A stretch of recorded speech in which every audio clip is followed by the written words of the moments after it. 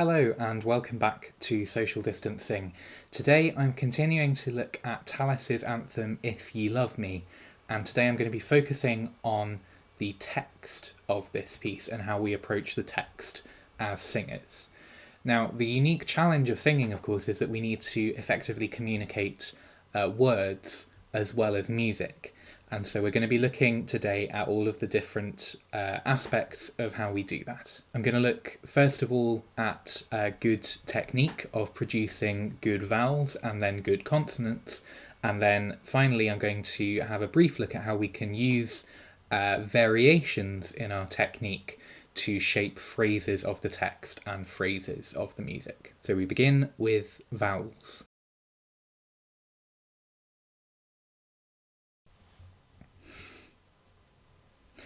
Now, we all know the difference between vowels and consonants in sort of alphabetical terms, as it were, A, E, I, O, U being the vowels of the English language. But it's worth also considering the differences in how we produce the sounds of vowels and consonants with our mouths, the singer's definition, if you will. Vowels are produced using only the shaping of your mouth and your throat.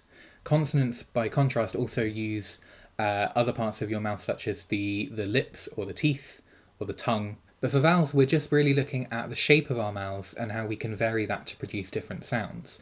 Now, in general, we want our vowel sounds to be as resonant as possible, because ensuring that also ensures that we can have a really nice tone to our singing and project the sound really well. So we're just going to start with a little exercise to look at how we can keep our vowels very resonant throughout the sound of a sung note or phrase. So an exercise, first of all, using 5 different basic vowel sounds that we're going to work with.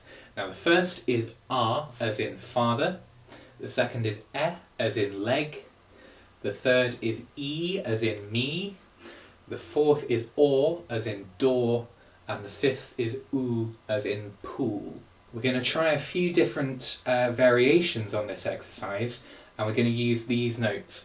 A, E, I, O, U. So we're moving a third within each vowel sound, apart from the U at the end, which is just on the one note. We're moving in thirds over each vowel sound. The first variation on this that we're going to try is using a consonant at the start of each vowel. So let's use an as in mother. We had father earlier, so let's have mother this time. The challenge here is to first of all get the jaw moving a little bit, because we have to obviously close the mouth up to get to the and then open it again to produce the vowel sound. When we open the jaw again, what we're trying to do is get straight to the correct shape of our mouth in order to form each vowel. For most of these, it's quite open and round and spacious, ma, me, and so on. The exception is the moo at the end, which is a lot narrower, and you'll feel that as you start to sing. So this first exercise will sound like this. Try it a few times. Ma, me, mi, mo, moo. We're going to remove the consonant now and just sing the vowels. And here it's about trying to focus on keeping a smooth legato sound, not just within each vowel, but also between them. Most of the vowels you can actually go between them, only changing really the shape of the tongue inside the mouth. The exterior of the mouth can remain in roughly the same position, at least for the first 4 vowels, like this. A, E, O, U. We do want to be a little bit mobile, but the basic shape remains the same. We also, of course, want to maintain legato as we move between 2 notes of the same vowel We also, of course, want to maintain legato over 2 notes to the same vowel by making sure that the mouth doesn't move, doesn't change shape between those 2 notes. So let's give this one a try a couple of times. Here's the starting note, and A, E, O, U. Finally, I'm going to reorder the vowels. So previously they were roughly corresponding with the order of the vowels within the alphabet, but this time we're going to have E, E, ah, or oo. And the reason for doing this is it actually sort of tracks the changes in mouth position that we need to make in order. So we start with the widest sound with the tongue furthest back, e, and then as we move to we get slightly narrower, the tongue comes slightly further forward, ah, so then the sort of roundest vowel that we can make, o, starts to narrow up a bit, and then oo narrows even further. And here we're focusing on the very, very small differences, very precise changes between the vowel shapes, but very small differences between each one. So let's give it a go. E, a, o, u. Starting here. E, a, o, u. Try and keep it as smooth as possible, particularly in this last exercise. One last time.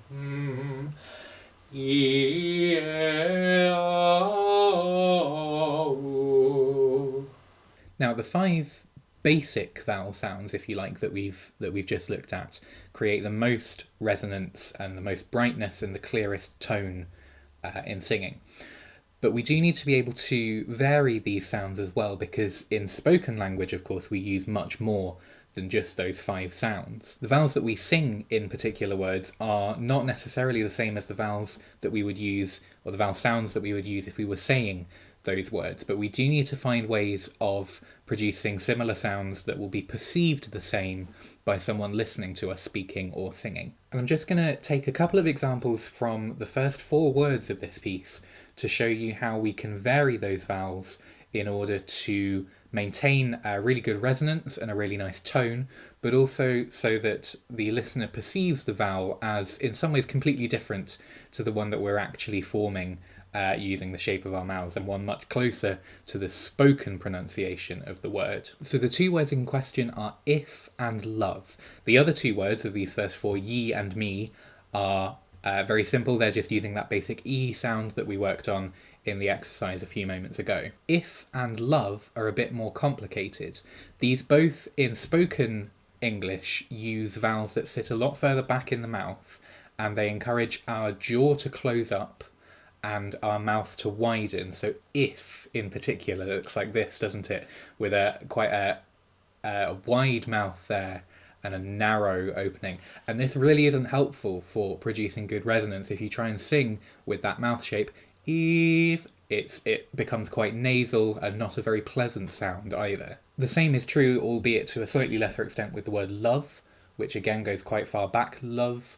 And if you sing with that quite closed position there, love, it's not, again, very resonant as a sound. So we need to find ways of singing these 2 words using a more resonant mouth shape, but colouring one of the 5 basic vowels in a way that sounds more similar to the spoken pronunciation of the words. So let's start with if, and we're going to use actually an E sound for this word. So it's almost going to be if, which sung if. It sounds okay, we kind of perceive it as an if, but we can colour the vowel by thinking not of just E, but thinking of the word ear as in ear, which slightly darkens at the end of the word. And if we start to bring that into the vowel as well, if, it suddenly is much more resonant because I'm still using a very open shape of my mouth, but darkening the E vowel to an ear then starts to sound much more similar to the spoken if, and that's how a listener will hear it as well.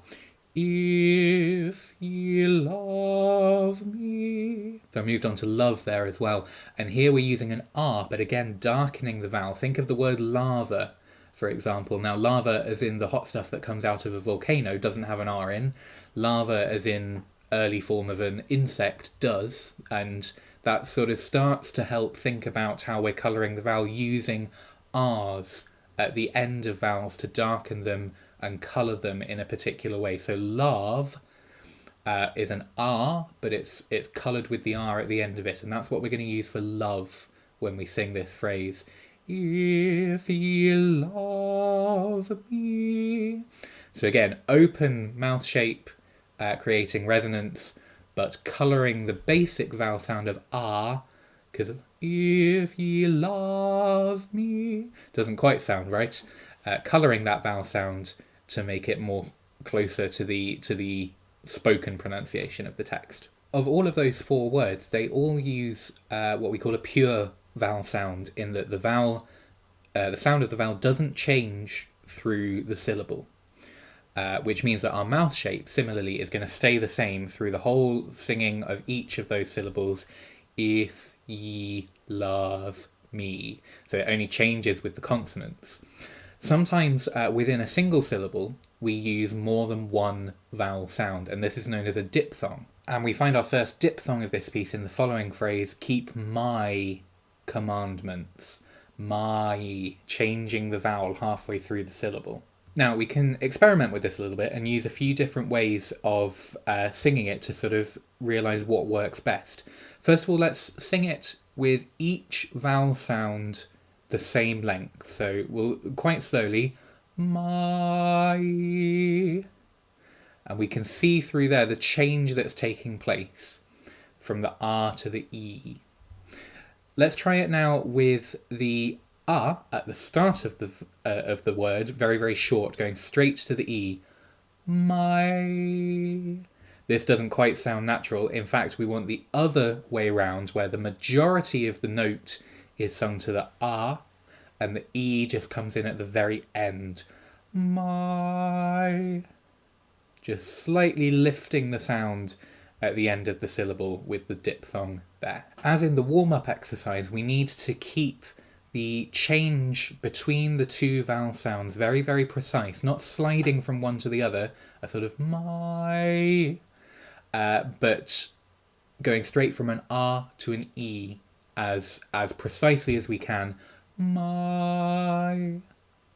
And this ensures that the sound is as resonant as possible throughout the whole of the syllable, and there's only that slight interruption to the resonance with the change between the 2 vowels. But within the 2 sounds themselves, they are very resonant with good open mouth positions. Now, as an exercise to work on our pronunciation of vowels in this piece, we're going to take the first page of the piece and sing it through only singing vowels. So we're going to omit all of the consonants within words and just sing through the vowel sounds that we're going to use for each syllable. Some of those will be diphthongs, some of them will be one of our 5 basic vowels, others will be some variation on one of those with a little bit of colour to change the pronunciation. The key thing here is to practice, first of all, maintaining a pure sound throughout a vowel, whether that's as part of a diphthong or on its own within a syllable, and also to practice really precise, efficient movement between the mouth shapes for one vowel sound and the next. So you can sing any part you like. I'm just going to be singing the soprano line, but an octave lower, because that's in some ways the easiest to recognise as we work through this exercise. You'll have the full text on screen along with the music, but again, just singing the vowels this time, focusing on purity and resonance in each vowel sounds that we make. Let's have a go.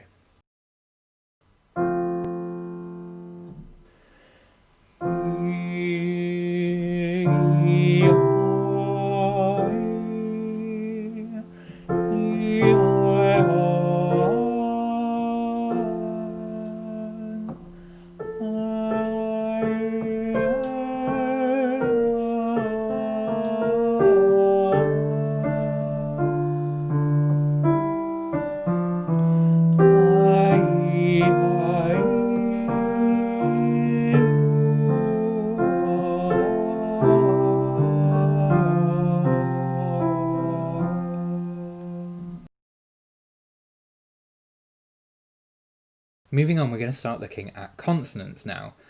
Consonants obviously are necessary to begin making sense of a text, dividing up the vowel sounds that we make. As you will have noticed, the exercise that we just did, while very beneficial for working on our vowel sounds, made absolutely no sense whatsoever. Consonants present their own set of challenges in singing, and to start off with and to get the mouth moving and to start thinking about some of those challenges, we're going to have a brief look at tongue twisters. So I'm going to use the phrase red lorry, yellow lorry. First of all, just work on saying it a few times. Focus on the changes that are actually happening within your mouth. The tricky thing about tongue twisters is that they use successive sounds that take place in very different parts of your mouth, which means that you have to move the mouth very quickly in order to get from one to the other. So say it nice and slowly and focus on how your mouth moves from each consonant to vowel and so on. So it's red, lorry, yellow, lorry. After you've tried that a few times, we're going to sing it just to a descending major scale. Red lorry, yellow lorry, red lorry, yellow lorry, and so on. And the thing to do is to focus on making those movements that you were thinking about as you said the words, making those movements very, very precise and very rapid from one position to the next. We also want to maintain a sense of a smoothly sung phrase. Quite often when I ask a choir to do this, their first instinct, particularly if I get them to do it quickly, their first instinct will actually be to sing it quite sort of staccato and broken up. Red lorry, yellow lorry, red lorry, yellow lorry, like this. And this isn't entirely the sound that we want to go for when we're singing. We still need to keep a nice smooth line, despite the fact that we're involved in all these sort of acrobatics in different parts of our mouths. So sing it slowly at first. You can get faster later on, but sing it slowly at first, focusing on really precise movements, keeping the vowels very resonant as we worked out in the previous section, but maintaining that legato line through the whole scale. So start up here and red lorry, yellow lorry, red lorry, yellow lorry, red lorry, yellow lorry, red lorry, yellow lorry. And once you've mastered that, you can try it a bit quicker. Red lorry, yellow lorry, red lorry, yellow lorry, red lorry, yellow lorry, red lorry, yellow lorry. See how the consonant movements are still very precise. They're not interrupting the vocal line very much at all, and we're getting straight back to those resonant vowel shapes that we worked at previously. Singing tongue twisters whilst trying to keep the sense of a smooth sung phrase is really good for working on precision of consonants, making sure that they don't break up the sound too much. But projection of consonants is another challenge. It's perhaps one that's not hugely relevant to us at the moment because for most of us we're going to be sat at home in a normal-sized room singing to a computer. But once we are able to meet and sing in church again, it's a different story. Church buildings tend to be much, much larger and with much higher ceilings and so on, so the acoustics are very, very different, and we need lots of energy in our consonants to make sure that they are heard and that they punctuate the sound of our vowels sufficiently in order to be heard by whoever happens to be listening to us sing. So again, we're going to take the first page of the piece and sing it through keeping the vowels as quiet as we can, a sort of very hushed piano sound, but the consonants are going to be quite loud. Sort of imagine that you're doing the sung equivalent of a stage whisper. You're trying to project words but make as little sound as possible while making sure that the words are still understood. Careful to keep the consonants short and precise, don't let them interrupt the sound. And also careful to keep your vowels very resonant still. Even though we're singing them quietly, we still need good resonance and good tone production and so on. Again, I'll be singing the soprano parts an octave lower, but you can sing whichever part you are most familiar with or most comfortable singing. And to some degree, this will feel a little bit unnatural because in general in singing we want the main thrust of the sound to be the nice open sounds that we make with our vowels. But this is really good for working on our projection of consonants and seeing how the energy that we put into them is absolutely vital for making sure that they're understood, that the text of what we're singing is well understood by our listeners.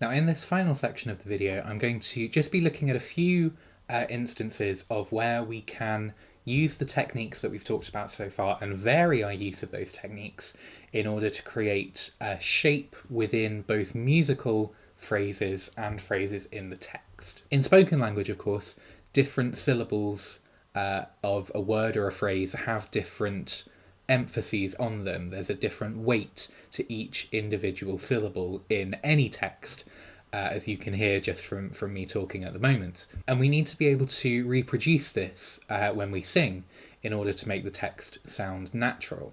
Now, one way we can do this, of course, is just using dynamics and slightly increasing the volume of those syllables that we want to make important. But we can also use techniques involving diction and articulation to create and enhance these effects, as we're going to see now. So the first example I want to look at is the word commandments. Now, in spoken text, the middle syllable is given the most emphasis there, commandments. And this is partly reflected in the writing, in the fact that the mand is given twice the length of the com.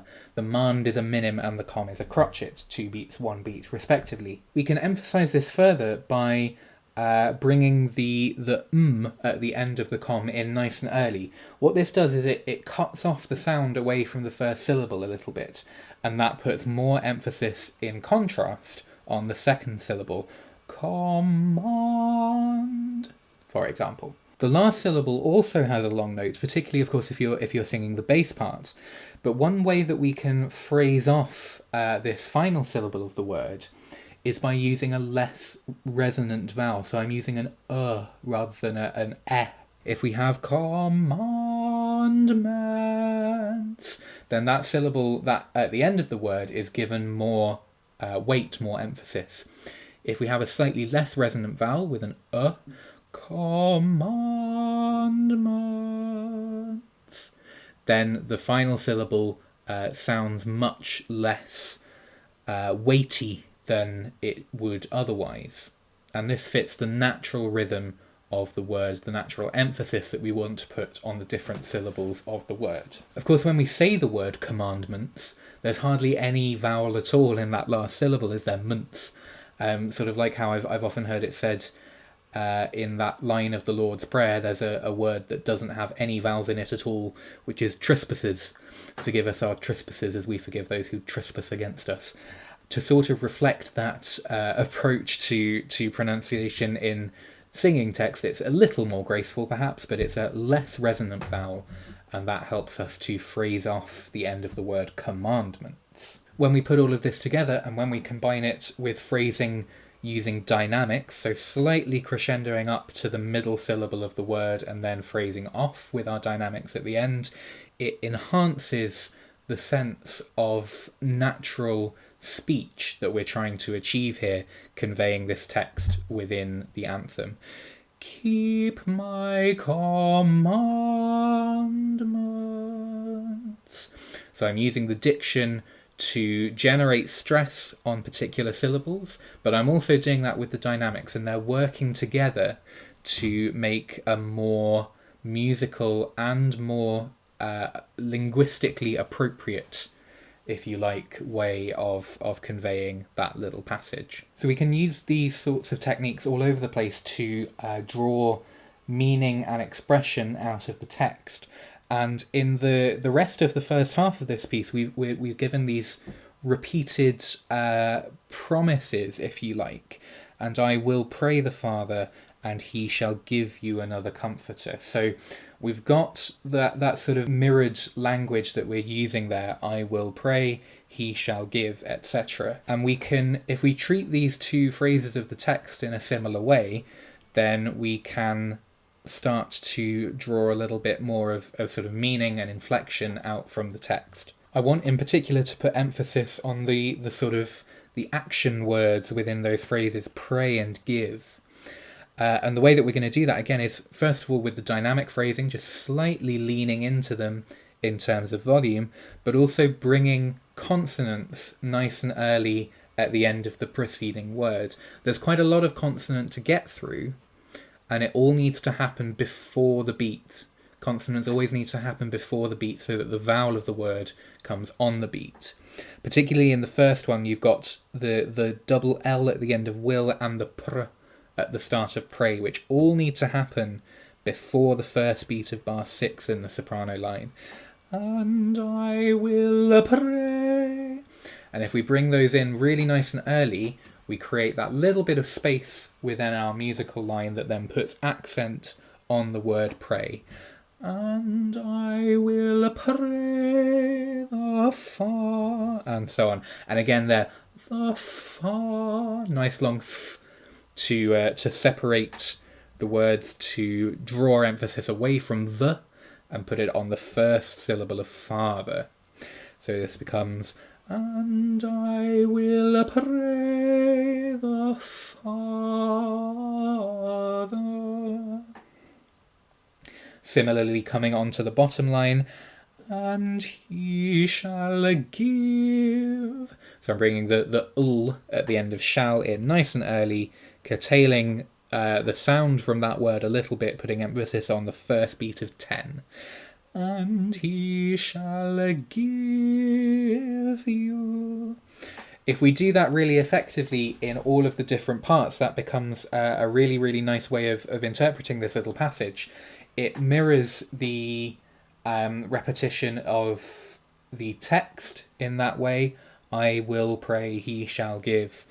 And it draws attention to the key points, the key meaning of each phrase. I will pray the Father, and he shall give you another comforter. And we'll be doing similar things towards the end of the line, combining diction with dynamic expression to create a really solid performance of that passage. There's just one other little area that I want to draw attention to, and it's the very last phrase of the text, even the spirit of truth as it is written in the copy. Now we've got the challenge here that we're only given a single note to sing the word spirit on, and in modern pronunciation, of course, it's 2 syllables. In Tallis's time, I mean, all of this would have been pronounced very, very differently indeed. But in particular, this word spirit. In the Coverdale Bible, which was published in 1535, the spelling of this word is actually S-P-R-E-T-E, spreet, which is, of course, very different to how we're looking at the word. The sort of equivalent in sort of single-syllable modern pronunciation is sprit, S-P-R-I-T, I suppose. This also sort of pays recognition to the fact that spirit and sprite are essentially the same word, and we get them used almost interchangeably in sort of earlier English poetry and literature. The poem Never Weather Beaten Sail springs to mind, for example, which uses sprite. The use of the word sprite in this context is a little bit archaic, but certainly we can have spirit as the sort of modern equivalent of spreet or sprite, just with a single syllable on there. Again, it does give us a lot of consonants to get through, because we've now got spr as the beginning of the word that needs to happen before the beat that the word happens on. So let's take the bass line starting in bar 19 as an example. In the spirit of truth. So I need to get the spr out of the way before the third beat of bar 20. In the spirit of truth. So that I'm bang on time with the I on the beat as it comes there. If we take more time over that consonant, bring it in a bit earlier as well, again that lends emphasis to the word spirit and gives a bit more direction to the phrase as well. If we have equal syllables, equal stress on each of the syllables, in the spirit of truth, it becomes very robotic and doesn't convey easily the meaning of the text. Starting to think about different stresses for different syllables, using diction and consonants in order to achieve that, starts to make a lot more sense. In the spirit of truth. We get a much greater emphasis on the spirit there, which after all is, the reason I chose to look at this anthem anyway. We're looking at that sort of period in the church calendar. This Sunday is Pentecost, with the coming of the Spirit to look forward to. So thinking about the diction and so on in this piece is quite opportune this week, because it's giving us the chance to examine much more closely the meaning that we're trying to draw out from the text. And as I said at the beginning, the challenge for singers is to be able to communicate meaning of text as well as we communicate musical phrase, and diction is a really important part of how we do that. And that's all for today. I encourage you to keep practicing this piece using the learning tracks in my first video on the anthem, really focusing on the use of diction in your singing, good resonant vowels, clear, precise consonants, and varying your use of those in order to draw meaning and shape out of the musical phrases and the phrases of the text as well. Next week's going to be my final video on this piece of Tallis. I'm going to look at some final directions and interpretation that we can put on the music to create a really well-rounded performance, as well as a few elements of good singing within an ensemble, which are really important to work out on your own, as well as in the more sort of communal setting of a choir. In the meantime, if you've enjoyed this video, please do like and subscribe. Share it with anyone else who may find it useful. You can also subscribe to receive email notifications via my website if you want to do that. I hope to see you again next time. Take care, have a really good week, and I'll see you then.